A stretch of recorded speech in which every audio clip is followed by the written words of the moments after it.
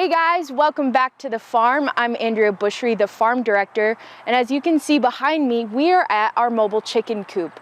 Previously, we've talked about this coop and it's been a little more bare bones, so today we're going to talk a little bit more about what we are doing right now to modify it for a project we're doing right now. We modified this coop to actually hold some of our laying hens, so we just got chicks that are around a day old or so, and so we need to have a space that will actually keep them warm.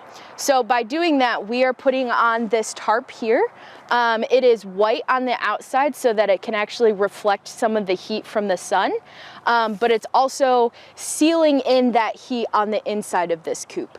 The other kind of problem that we're kind of working with right now is that it's October, so sometimes it's 70 during the day, but 25 degrees at night. So we're kind of trying to figure out how to temperature regulate the inside of this. Right now we have it very well insulated by this tarp here, so it gets very hot in there. So that's something that we're trying to figure out as the season's going through.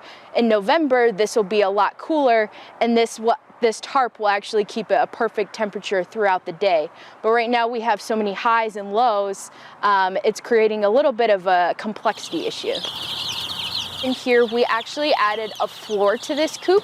So if you've seen this segment in the past where we talked about this coop, we actually had it so that there was direct access to the ground so that the chicks could play in the grass and things like that. But that is much for a much older group of chickens.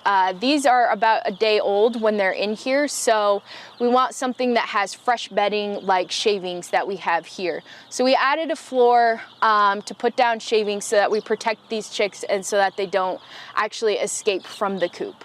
The next thing that we added were these heat lamps. So as we all know, heat rises, right? So we want the chicks to have air temp around 75 to 80 degrees. And when we have these 25, 35 degree nights, the heat is actually going to the top of the coop and we need the heat to stay around the chicks. So these heat lamps are delivering consistent heat to the chicks at a ground level all night long. To also combat the cold nights, we actually have a space heater back here that is set to a certain temperature, usually around 70, 75 degrees, so that any air that is actually escaping the coop is actually being heated back up so that these chicks aren't getting too cold. So yeah, that's pretty much what we've got going on for modifications in this coop.